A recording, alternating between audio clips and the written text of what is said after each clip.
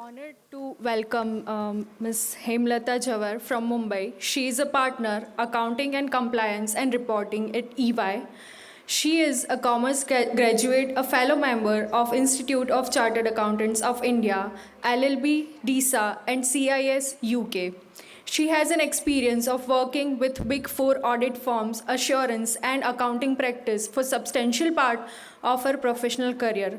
She was also a member of Ind AS Accounting Standards and IFRS Committee of WIRC of ICAI for the year 2019-20 to 21. She is also a part of AASB group constituted by Auditing and Assurance Standards Board of ICAI. She has over 20 years of diverse experience in the field of providing services, accounting, auditing, advisory services to clients from mutual funds. She was also part of quality review board reviews and firm-wide audit quality reviews of Big Four audit firms. She has also led audit in India's largest credit rating agencies like IRDA, SEBI regulations, and accounting principles using GAAP. Now I would request CA Hetal Kotak to present a memento to our today's faculty.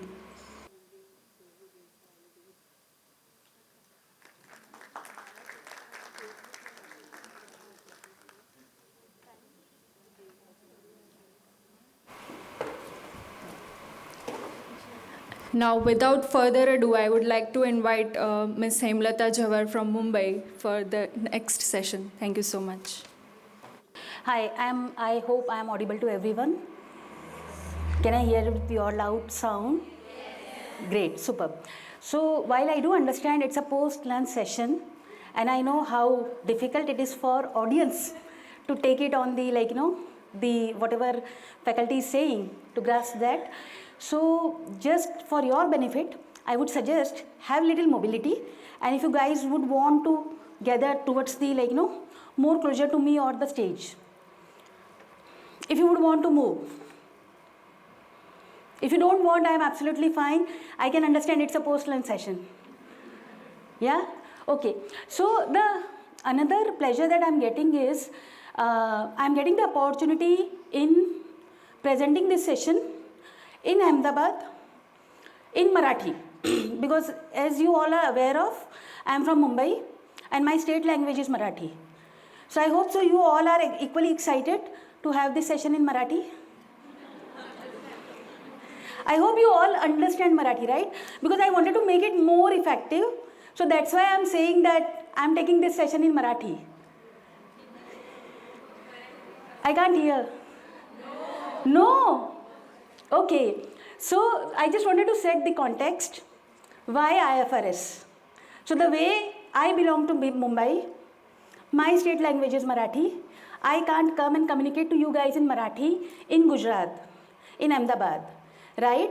Similarly, if the company has to compare its financial statement or the reporting that the company has done, the company belonging to India or US or Europe or elsewhere in the world, how do you make it comparable?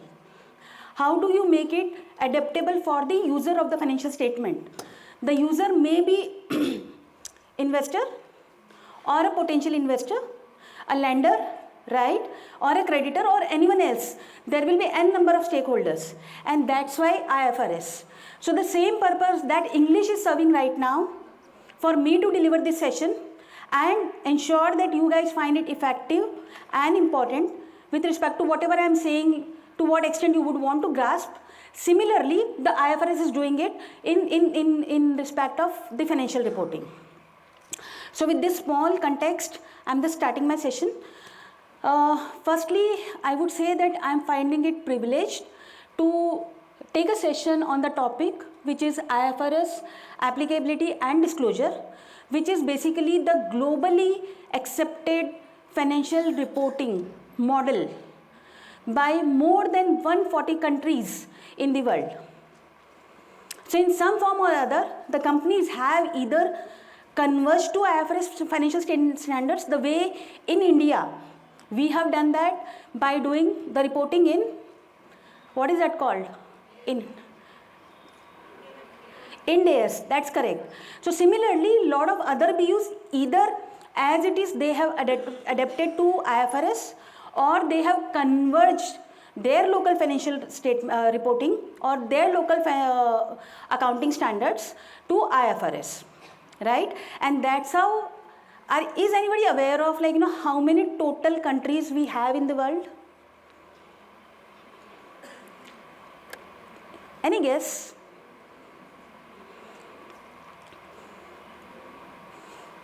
I'm not going to charge you any penalty for that, for wrong guesses. So you are pretty close. Actually, it's not 200 plus, it's within 200, but it's 195 to be precise. Right? And out of 195 countries, 140 plus countries have already either adopted IFRS or converged to IFRS. That itself speaks about the importance of IFRS in the global reporting. So what is IFRS? Like, in the context of IFRS, we hear a lot and everybody is aware of it, is International Financial Reporting Standards. It's International Financial Reporting Standards. But however, apart from IFRS, there are a couple of other aspects. IAS, those are equally important. Is anybody aware of what is IAS? I'll just tell the full form, International Accounting Standards. And those are as relevant as IFRS is, but in different context. So have you been heard this term, or this, how is it, like, contextualized with the IFRS? It's there on the screen.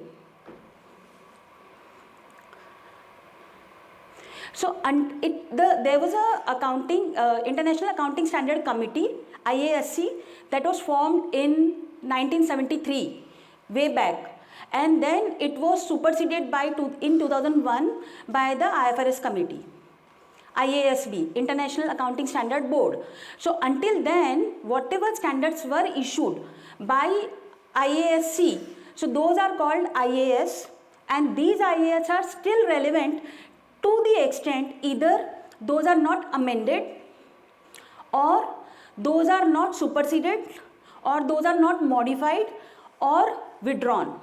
Right? So to that extent, that's why if anybody has done reporting in the IFRS, you will find that you are complying with IFRS, you are complying with applicable IAS. So now it's not enough for IFRS and IAS reporting. There is additional. What additional? There is a IFRIC, IFRIC, and there is a SIC. While I think I have already explained this on the screen, and my next attempt will be that before the screen I ask you questions, so that we make it more interactive and at least you guys guess something, right? Because I am not asking you to do any physical movement, but your intellectual movement definitely I would appreciate, right? So now, can anybody say why the requirement for IFRIC, IFRIC or SIC? There are still certain SIC that is relevant as of today, they are active as of today. There are certain IFRICs, those are relevant and active today, and there are certain SICs and IFRICs superseded by the new accounting standards or IFRS standards that has been implemented and applicable, right? So why the requirement for interpretations?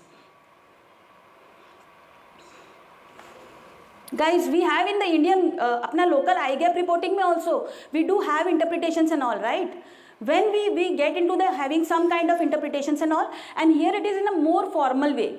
They issue the guidances in the form of the interpretations around the complex accounting topics or the events that needs specific elaboration which is not there in the existing standards.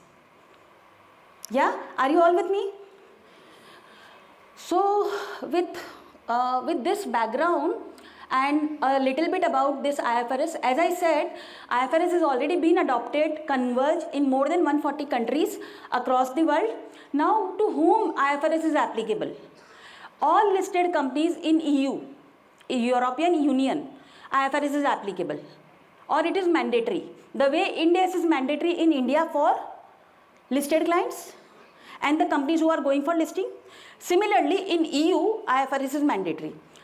At the same time, in US, though the US GAAP is mandatory for the listed companies. However, even in US you will find many companies reporting their financial statements in IFRS as well.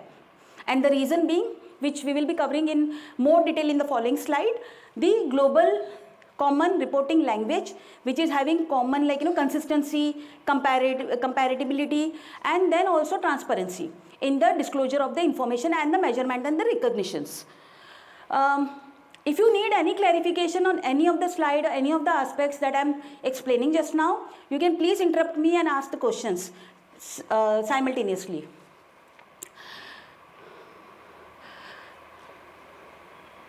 So this is the full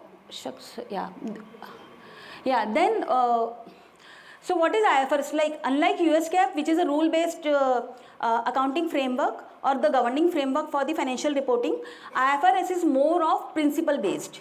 And principle based, if I have to tell you in simple words, what is principle based? So principle based is, it is giving us enough flexibility that we apply the standard in the right spirit, considering various different scenarios that is applicable to the company when the company is reporting in under IFRS.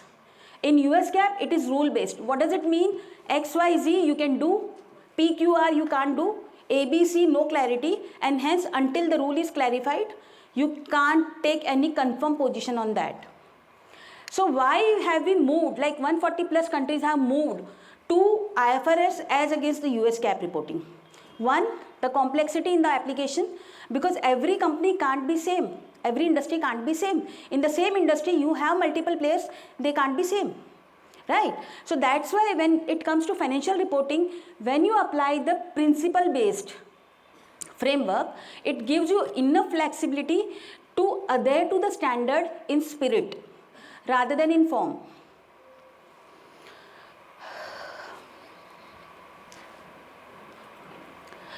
And the relevance of the conceptual framework, which is based on the underlying concepts. So those concepts are pretty similar to what we have in the IGAP reporting. So that is basically the objective of the general purpose financial statement. So now I think here it is common to what IFRS is saying, what vis-a-vis what Indian accounting standard or IndAS is saying. So I hope everybody is with me on what is the objective of the general purpose financial statements. Any guess? Or any close to the right answer? Or any answer? To give a true and fair view of the financial position and the financial performance of the company, right? So basically so you are very close to the right answer, but it's not absolutely precise answer that I was looking for, but I appreciate that you at least attempted. So the objective of the general purpose financial statement is one, it is consistently prepared based on the consistently followed accounting practices, policies, right? And those policies are in compliance with the applicable accounting standards and the GAAP, right? So that is one part, consistency. Then what? Comparability, right? If it is not comparable, it is not going to serve the purpose of the general purpose financial statement. There are different form of financial statements, right? General purpose and special purpose. General purpose is fit for all, special purpose for particular thing, right? So general purpose is comparability, consistency, transparency, appropriateness of the disclosures, etc., in line with what is mentioned in the standard and what is being followed in spirit.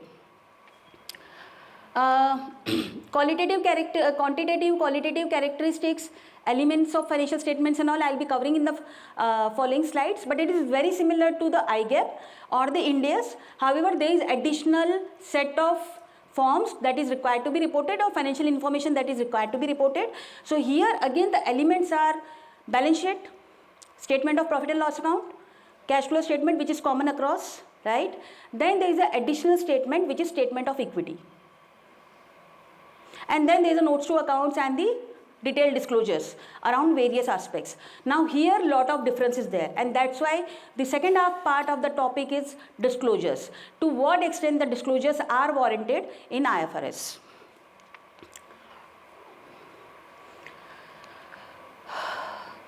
The benefits of IFRS, I already told you that it is first globally accepted. More than 140 countries are following this, more approximately 75% of the world is following IFRS in some or other form, either in the limited form or in the full-fledged form.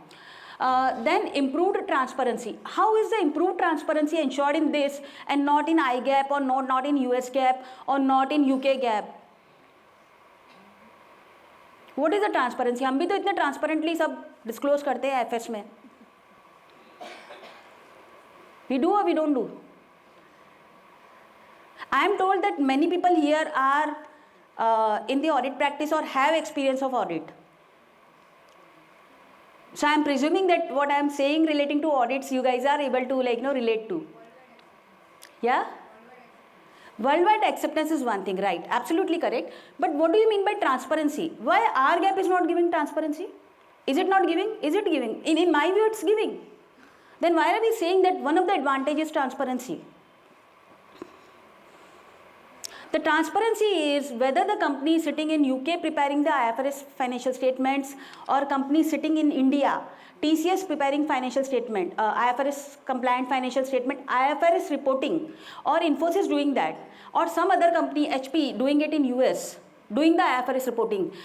The revenue recognition policy for the same kind of revenue stream will be common, will be standard.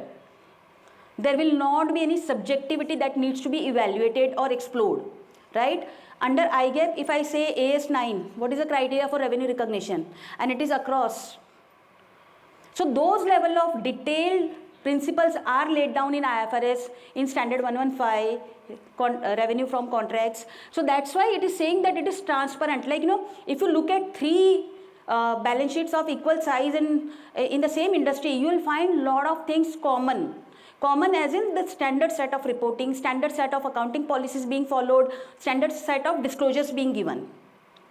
Even in the M&A, you will find the same thing, management discussion and analysis. And then standardization. So that goes without saying that yes, everything across is standardized. And the reduced cost of capital. Now here anybody can, see, we all are being in Gujarat, we understand the value of money, and I myself being Marwadi, I understand the value of money, I think so more.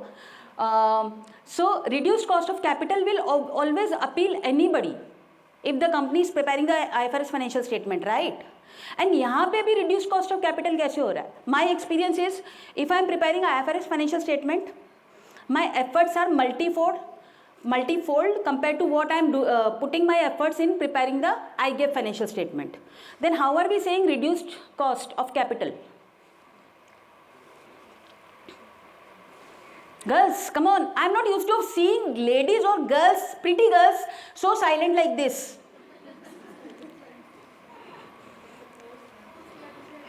Post lunch, I know, that's why I'm just trying to keep you guys little bit, at least दिमाग से आप exercise कर रहे हो, if not physically. But yes, you have to give little bit more pain to your tongue and answer me something. Otherwise, I will not go to the next slide.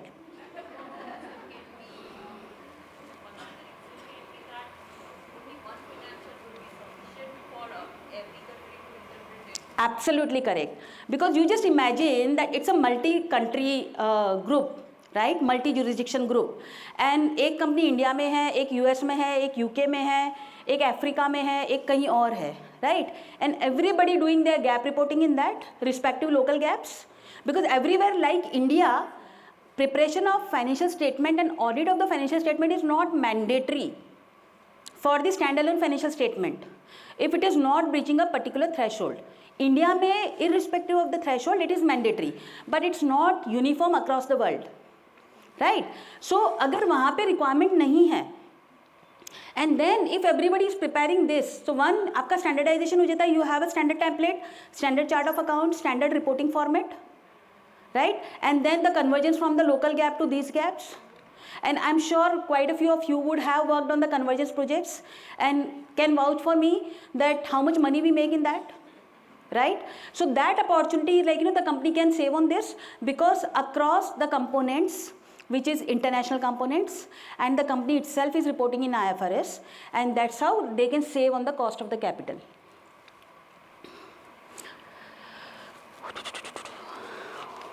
Yeah, so I am damn sure that you guys are seeing this list of applicable IFRS standards, IFRICs, SICs, IAS for the first time. Yeah. So at present there are 18 IFRS standards that has been issued so far, out of which one has been replaced, which is insurance contract. Earlier it was IFRS 4, now it has been replaced with IFRS 17, which has been recently applicable from January 23. There is another 18th number IFRS standard which is applicable from 2027 January. So these are the list of the IFRS which is on the left side of the screen, and I hope so you are able to at least see something. I don't want to name the title of each and every standard. You can always get back and look at it, but definitely just for your comfort I would say there are 18 IFRS, out of which 16 are active as of today. 17th will be applicable, means IFRS 18 will be applicable from January 27. There are IAS which is 25 active as of today. That means या तो उनके सामने नया IFRS नहीं आया है, या फिर those have not been amended or modified, or those have been amended and modified but not withdrawn.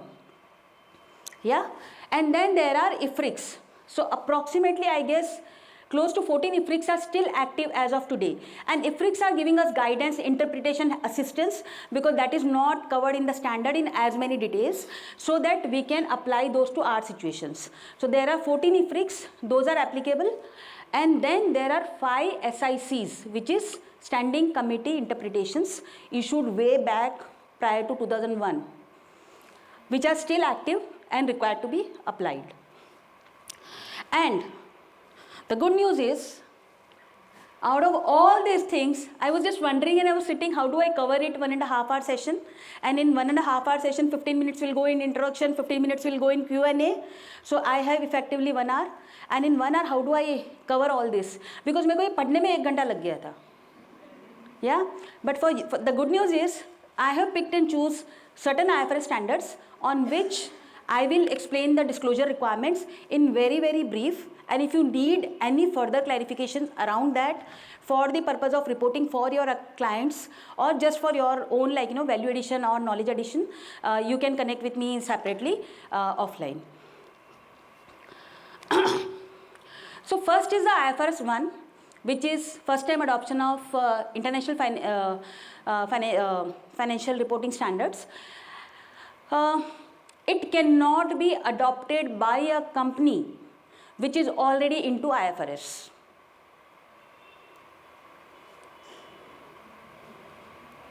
Any question? Bouncer? Appreciated. So when I looked at something like this for the first time, even I was, ये क्या है यार? IFRS applicable है, IFRS 1 है, I have to comply with IFRS if I am presenting a IFRS financial statement. As a company, you have to give an explicit declaration in the financial statement that your financial statement is IFRS compliant, right? यहाँ पे अपन Indians लोग बहुत lucky हैं. IGAP में if the client is not complying with a particular accounting standard, right? We just mention in the audit report and in the financial statement कि ये वाला accounting standard apply नहीं किया as per the standard. This is what the company has done and this is what the consequence on the P&L, on the other places, right? But here you don't have that leeway. You have to comply with the IFRS in toto. ठीक है? So now why first time adopter of IFRS financial statement cannot be a company who is already into IFRS? Because the simple thing is, this is applicable to the new entity, new organization who is adopting IFRS for the first time. Clear? Now what are the disclosure requirements? There will be standard disclosure requirements. One very, very common and logical, that what P&L you reported in the previous gap, vis-a-vis how is your P&L moving in the current IFRS reporting. So you have to give a reconciliation of that. Ki in the last year, because when you are preparing IFRS financial statement for the first time, you have two comparable periods, right? So if I am preparing IFRS financial statement for March 25 for the first time, I will have current period reported March 25. I will have corresponding also IFRS compliant March 24. Right, and because March 24 is dependent on the closing balances of March 23, I also need to have the opening balance sheet on 1st of April March 23 converged into IFRS. Okay, so when you are preparing first time adoption of the financial this IFRS financial statement, something that was reported as P&L, general reserves, any other item of balance sheet, and the number was X, now you are reporting X plus or X minus or X multiple. Okay, so that reconciliation needs to be given. And why it is to be given? So that the financial statements user is like aware of what is the gap adjustments, what are the new things, what is the change in the accounting policies that has become applicable to the company because the company has moved to IFRS. You are with me? Logic in this? If you look at financial statement that you already seen March 24, वहाँ पे profit था, suppose I'm just giving a hypothetical number 1000 crore INR, right? And now suddenly the company is reporting profit of 1200 crores INR or 800 crores INR. Definitely the antennas will rose, right? So how this has moved from 1000 to 800 or 1000 to 1200? So that reconciliation in the first time adoption of the financial statement you have to prepare and you have to present to the user of the financial statement. Apart from that, when you are first time adopting the IFRS financial statements or IFRS standards, then many a times it may so happen that in the past whatever acquisitions that you did, you paid X amount for that, you got some assets, you got some liabilities, net either there was a goodwill or there was a capital reserve in Indian GAAP scenario. Yeah. Here in IFRS scenario, it is also allowing you, and as I said, that's why it's transparent, it is consistent, it is like giving more weightage to your financial statement. It is saying कि आपने जब उसको acquire किया था and you acquired an entity which had net asset value, book value of 100 crores. You acquired it at say 200 crores. Then something 100 crores you gave for what? For intangibles. It is allowing you to recognize intangibles in your balance sheet when you are first time moving to IFRS.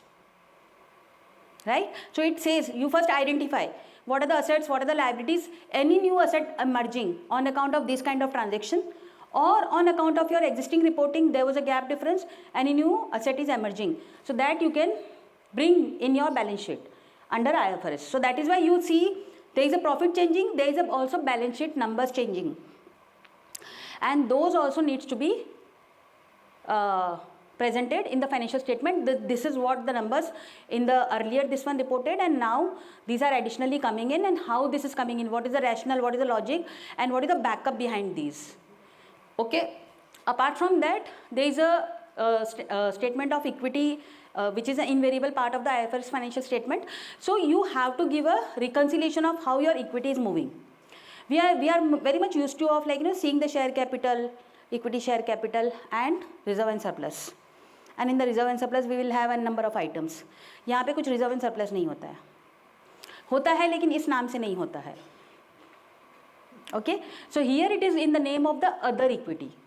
And the name is also rightly given because end of the day that is belonging to the equity shareholders. Right? So in the change in the equity you have to give the reconciliation of the change in equity including in the change in the other equity, which is in common sense in our Indian parlance it is reserve and surplus. Then business combinations. Now this is such a beautiful standard and such a complicated standard, but I have already given you a glimpse of this. This is mainly relating to any new business that you are acquiring and you are controlling that business. Right? So in that case, in those circumstances, how do you value those businesses and how do you then translate the assets and liabilities acquired in the business combination in the consolidated financial statements? Here the disclosure requirement will be precisely first what is the carrying value of the assets and the liabilities that you have acquired, what is the bargain purchase. तो जो capital reserve IGAAP में होता है that is called bargain purchase here or bargain gain. So basically bargain purchase is nothing but I have acquired net assets worth 100 crores and I have paid consideration only 80 crores.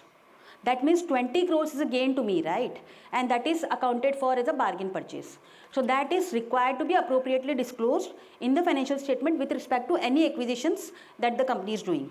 Historically, from the time the IFRS is applicable to them and going forward as well. There are a lot of nitty-gritties in the business combination, but those are more relating to the measurement and the valuation part, which is not the topic for the current this one. So I will more focus on the only the reporting requirements. So the reporting requirements are mostly this, that on account of the business combination acquisition and converting that to the IFRS, what all kind of additional disclosures that needs to be given in respect of the acquisitions that the company has done.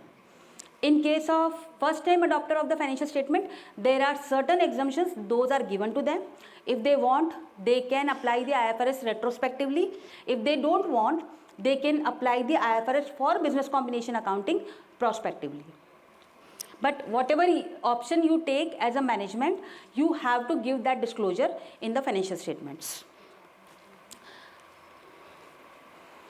Then comes non-current assets held for sale and discontinued operations. In India, I guess we are having discontinuing operations, not discontinued operations. So now here it is non-current assets held for sale and discontinued operations.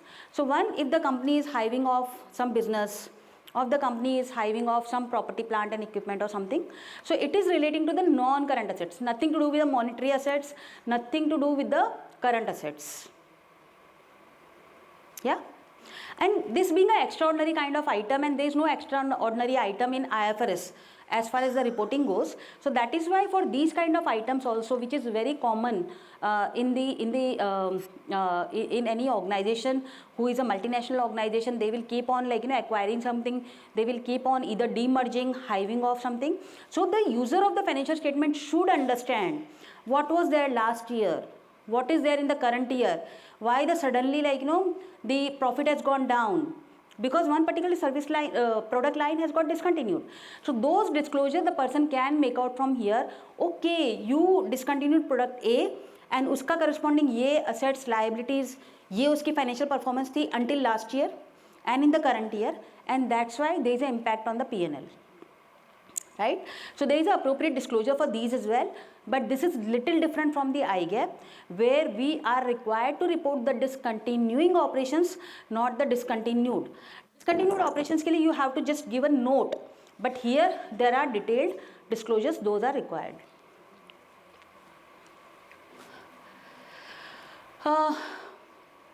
So before going, last 5 minutes I think I have not asked any question, so I need to ask one question here. Yeah. So what could be the kind of non-current assets which is held for sale? Have you seen even in India's balance sheets, you would have seen many companies. Sorry? Sorry, I'm not able to hear you. Acha, industrial land. So that is held for sale. Absolutely correct. Very good example you have given. Any other chance? Absolutely correct. So those are all non-current. The company is not day in, day out dealing in them. It's not the inventory for the company, correct? So those needs to be reported separately here. And if you are discontinuing a product line, it's a discontinued operations, you will report that separately.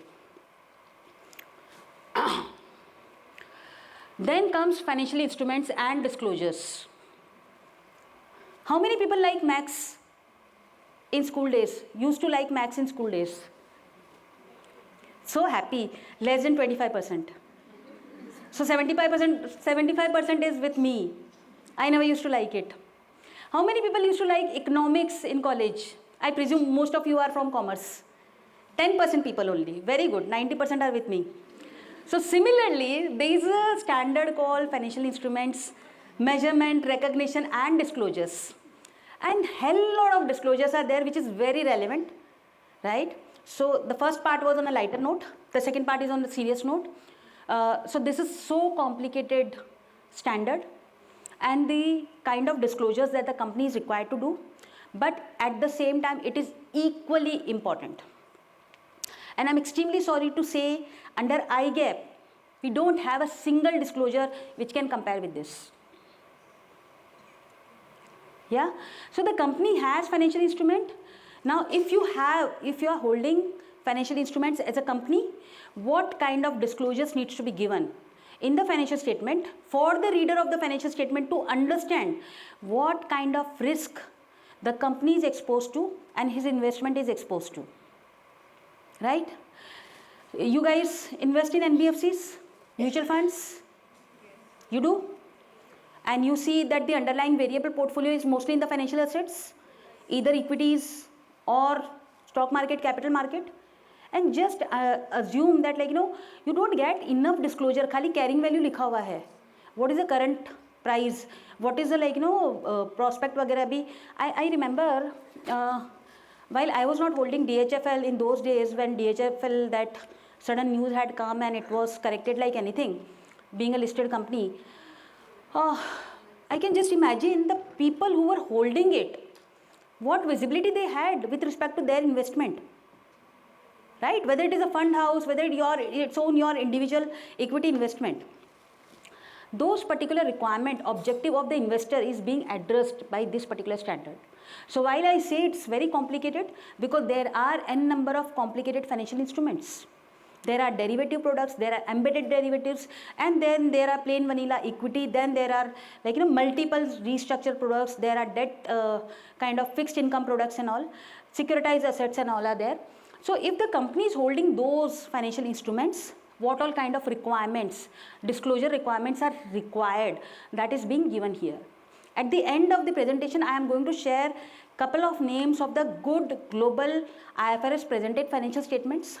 You can go there, see that, because those are publicly available, and just look at the kind of disclosure, detailed disclosures those have been given relating to these aspects, and just imagine the kind of comfort with respect to whether you want to continue in your investment in that particular company, in that particular instrument, or you want to sell it off, or you want to dispose it off.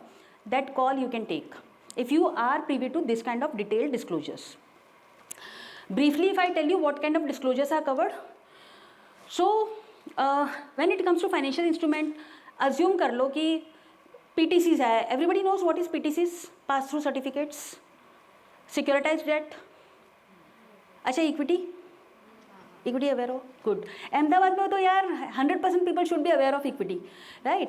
So if I say that the company is holding equity portfolio, right, and what kind of risk the company is exposed to, I want to hear from you guys. Equity investment, what kind of risk if the company is holding that in the portfolio? If you don't mind, mic ले लो ना यार. But meanwhile, whomsoever is able to. One is market risk, no? Correct? Everybody with me? Market risk. Price क्या ऊपर जाएगा, नीचे आएगा, कल रिलायंस क्या है, आज ऊपर है, ये है, वो है. What could be the other risk? Liquidity risk. Absolutely apt. Liquidity risk कि भाई पैसा रियलाइज होगा कि नहीं होगा. There are some companies which is listed companies. We feel कि listed company है, आज लिया कल बेच दिया. Not possible, because that may be suspended for trading. There are n number of companies, right? So the liquidity risk, and the other one is Credit risk. absolutely apt, credit risk, whether the counterparty will be able to pay you or no, right? If you are doing trading through your brokers, whether he will be able to pay you for sale of your investment, disposal of your investments or no. So that's a credit risk. So these three risks are covered in detail in this disclosure, and the beauty of the disclosure is it is also asking you to do sensitivity analysis. What is sensitivity? As the name indicates, Contain sensitive information. absolutely no. I'm so sorry. It was on a lighter note, Shikha. Yeah, absolutely, you are right. Absolutely. It contains sensitive information, but regarding what? Regarding the risk that the company is exposed to. Yeah, Anjali, please. You asked what is sensitivity and Yeah. how sensitive any item of the financial statement is to any other variable we are talking about. Wonderful. Everybody heard her? You should come here, ma'am. No, just to assist me or give me company, be my co-speaker. So sensitivity analysis, as correctly explained by Anjali, sensitivity of each item of your financial statement and specifically the financial instruments, right, to various kind of risk that it is exposed to, right? Now, what is sensitivity? What is sensitivity?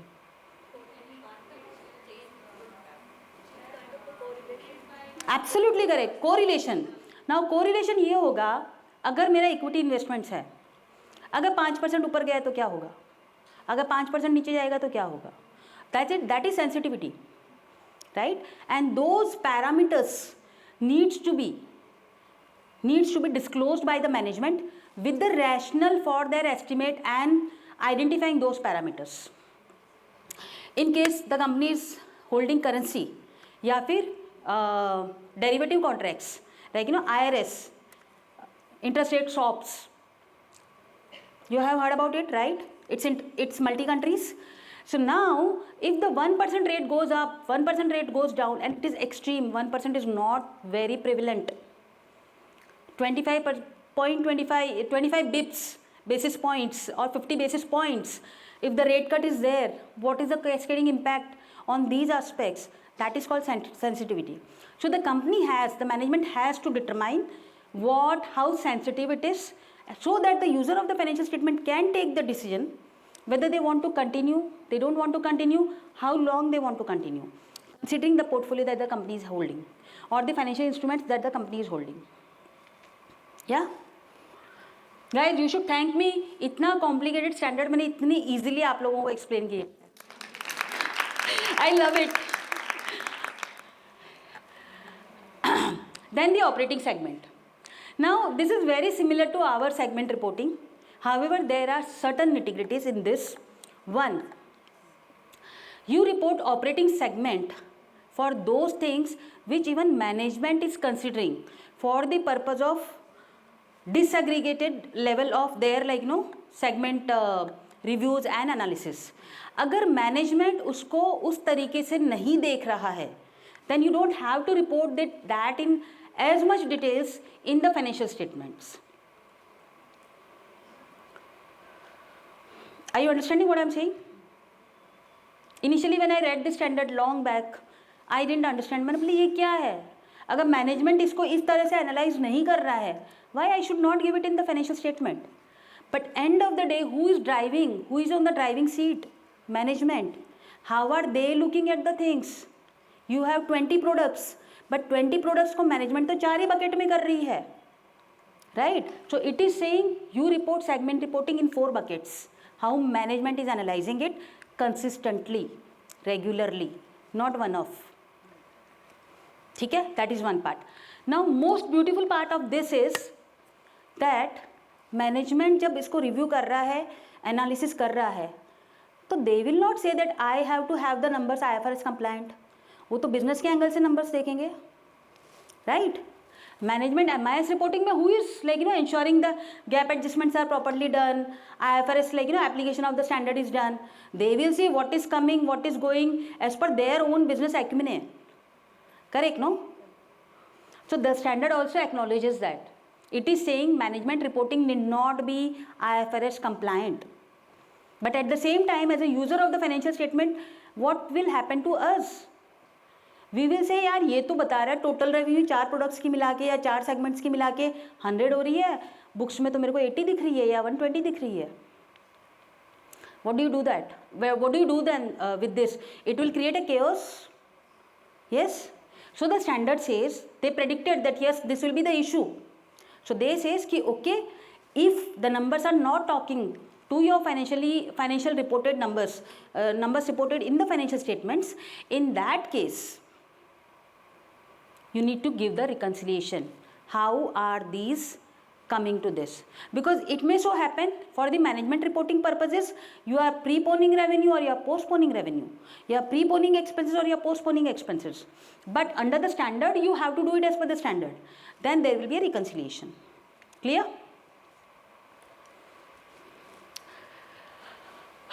Disclosure of interest in other entities.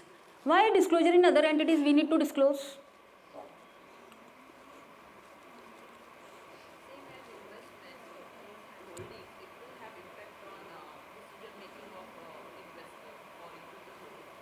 It will have impact on the decision making of your other people, other stakeholders. But यार दूसरे entities में मेरे को मेरा interest क्यों disclose करना है?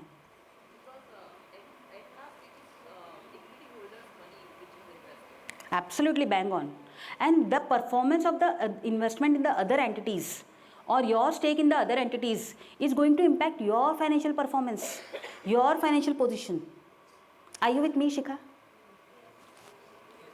So in that case, the disclosure in other entities is required to be given. Now, what could be the other entities that will be covered here? Subsidiaries, associates, JVs, joint ventures, or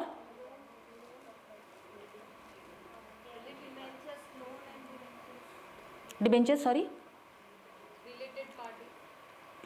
Related parties, but yeah, related parties as in this one, where you will have associates, joint ventures, subsidiaries. Yeah. Absolutely. But see, if directors are having interest in other entities, that will be coming under the related party disclosure, which is another standard. So we will cover it in that. So that is not getting covered here. Here the coverage is with respect to interest of the company in the other entities.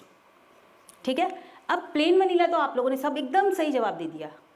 What is non-standard, which is not there in the Indian scenario, but covered in IFRS. End of the day, it's an international standard यार. कुछ तो additional नया रहेगा इसमें. That's why I have picked it up here. Yeah.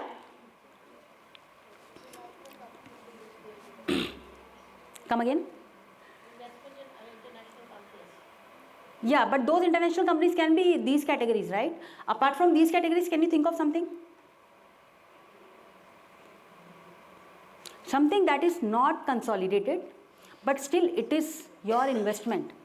It is impacting your performance. That can be in the form of one of the thing that I can recall. Structured products. Securitization सुना है नाम? Right? So if you are investing, if you are taking exposure in the securitization, even those needs to be reported here. You don't consolidate that, but you have to cover that. Fine? Oh. See, such a bulky 2 slides I am covering in 30 seconds. And I hope so, yaar, you are able to relate to what I am trying to explain. Yeah? Then comes disclosure of interest in other entities. ये तो मैंने हो गया, खत्म हो गया. Fair value measurement. I'll just quickly take you guys to this slide, which is more relevant for you all. So, what is RFVM? FVM मैं बोल देती हूँ, fair value measurement. R stands for recurring. So there will be something that is recurring in nature, and NRV, FVM, so talented people यार, come on, easily बोल सकते हो. Absolutely correct, non-recurring. So non-recurring financial value measurement, and those can be, what can be? Example. You have made me look into my notes, even I forgot what is the example. Come on guys, tell me.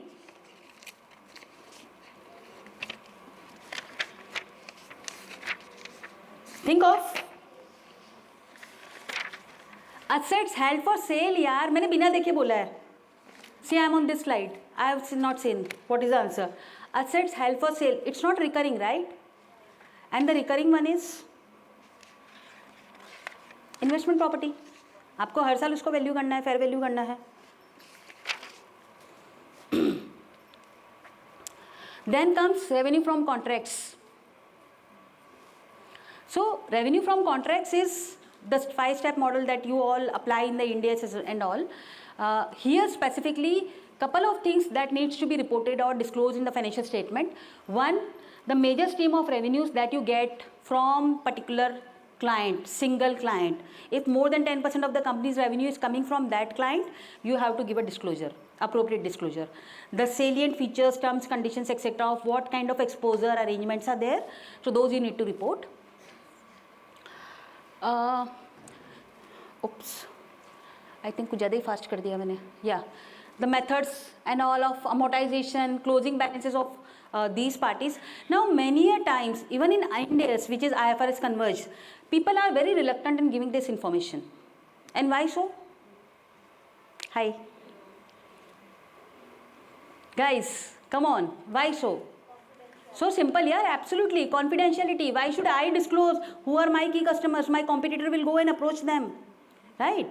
But then IFRS is saying, okay, to the extent you can, and which is not detrimental to your own business. As I said, it is principle based, it's not rule based. So it understands your problem. It gives you enough flexibility that you comply with the standard. At the same time, you meet your business purpose. Okay? This is IAS. Quickly, just presentation of the financial statement. What all things more or less we also take care of while doing IGAP reporting. One or two things with respect to this, the change in other equity, change in statement of equity and all. Those are the additional parameters here. Otherwise, more or less, it is consistent with what we are already following for our IGAP reporting. The other one was on the accounting policies, change in accounting estimates and errors. Now, one thing of very, very importance I want to highlight here, and that's why I covered this slide on this particular topic, is in India, if you did some error in the last year in the financial reporting, what is the consequence in the next year when you identify the error? Prior period item. And what else? क्या करते हैं? Last year का number change करते हैं? Not allowed? You can't, right? But here IFRS says go and correct your last year mistake. What if the mistake was 5 years old and it was happening since last 5 years? What do? 5 साल तो open करके फिर से present नहीं करेंगे. We present only comparatives. So in that case, you have to mention that in the disclosure that this is the impact on the opening reserves and this is the impact in the last year numbers. This is the impact in the current year. Because of correcting this error, you have to accept this error explicitly in the financial statement. You have to give a note disclosure. In IGAP we do this? Never. We never do this. But it should be done, right? Second thing, very important again, in the errors part, you also have to give. India में क्या करते हैं? Profit and loss पे ये impact है, अगर depreciation गलत कर दिया तो फिक्स एसेट्स पे ये इम्पैक्ट है, हो गया काम. यहाँ पे they says go and also evaluate your impact on the EPS. Mention that as well. In addition to the other things, XYZ has got impacted, you have to mention that. How you have ensured that the error is not repeating in the going forward years, that also you have to mention. Why the error occurred, that also you have to mention. Yeah? This is events occurring after the reporting date. Absolutely common to what our Indian accounting standard says. Earlier in the Indian accounting standard, the position was little different for dividends, but now that is also aligned to the international reporting. And here again, if it is adjusting event, adjust. If it is non-adjusting event, disclose. Related party disclosure. Somebody said here, right, that it may be transaction with the directors and all. So again here, the related party disclosure needs to be done. Acha, what kind of related party disclosure, irrespective you have transactions, you have to disclose. India की scenario में बता दो, I will correct it for international reporting.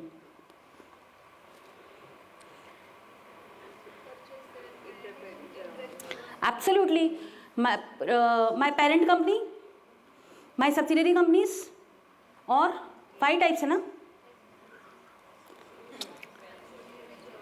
Joint ventures and all, fellow subsidiaries, associates, where common control वगैरह में आते हैं उन लोग.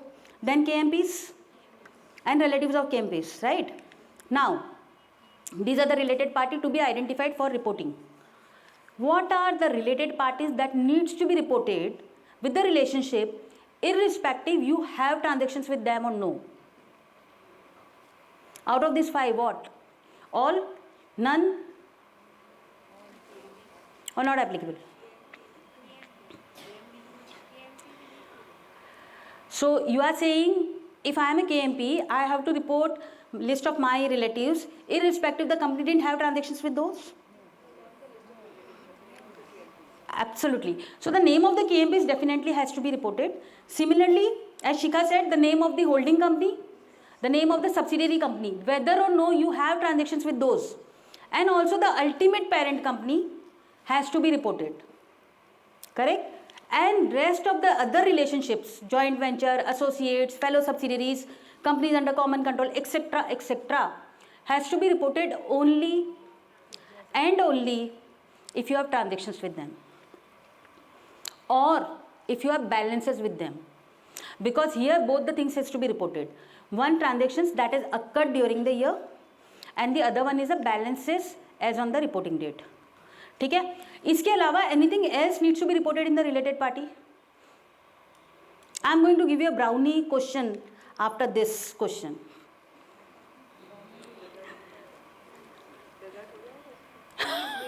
डेजर्ट भी दे देंगे उसमें.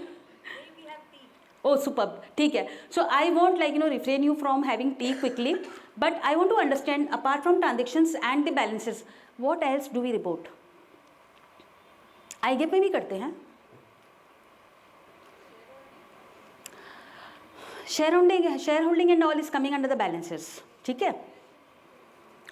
So I am happy that you guys are applying and thinking कि और क्या हो सकता है. So one is any kind of commitments. ठीक है. Clear on the commitments? Any question on commitment? Otherwise I am going to ask question. I want a good question on commitments वाला thing. I always brainstorm with my auditors, and I used to brainstorm as an auditor when with my clients why it should not be reported. So I'll come to that later. But sorry, bang on corporate guarantees, and I'm going to ask question on that to you. So the commitments, when I said, is to be reported. Similarly, if any provision has been created for any doubtful receivable from the related party, which is generally unlikely, but in case if something like that is created, or impairment of any receivable balance or any asset receivable balance, right, with the related party has been created by the company, even that disclosure has to be coming here. ठीक है. Now I'm extremely happy that you guys identified this corporate guarantee wala thing, and my favorite question which I always asked my managers and senior manager level interviews when I take for my team members, if the parent company has given the corporate guarantee for the subsidiary company, whether it's a related party transaction and where it should be reported. Parent company's books, subsidiary company's books, nobody's books.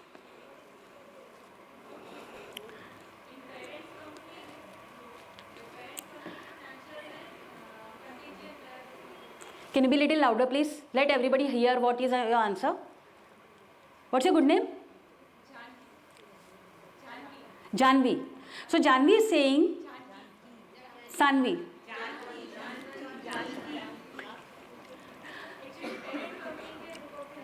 So parent company has given the corporate guarantee for a subsidiary company. आ जाइए. No, I'm done. See the next slide. And सारे question तो मैंने पहले पूछ. Sorry. I love the this यार.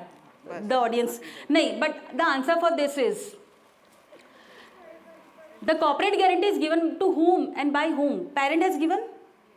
Whom it has been given? Banker. अरे यार subsidiary को थोड़ी दिया है कॉर्पोरेट गारंटी, बैंक को दिया है ना. तो बैंक कब से रिलेटेड पार्टी बन गया अपना? Why corporate guarantee should be reported as a related party transaction? Done.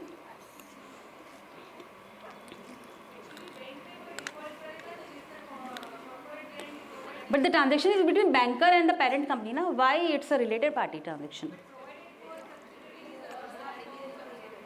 The corporate guarantee per se should not be. It should be reported in the capital commitment or the contingencies, not as a related party transaction. However, what should be reported as a related party transactions, you guys can connect with me separately. Otherwise, Shikha is going to throw me out from this. So guys, thank you. Extremely happy that post-lunch session so much interactive. Thank you so much, ma'am. Very interactive. Myself, CA Hetal Kotak, I thank you, ma'am, on behalf of Ahmedabad branch of WIRC of ICAI. The session was so much encouraging, ma'am, to deep dive into IFRS, and it was a post-lunch session. Still, it was so interesting. Thank you again, ma'am. It was, we are looking forward for more such sessions from you. In line with today's morning, Sunit भाई ने जो video हमें दिखाया था, सूरज की तरह चमकना तेरा काम है, हर मुश्किल को हराना तेरा नाम है, हौसलों से तेरी भरी है उड़ान, आगे बढ़, तेरा पूरा आसमान है। Thank you so much.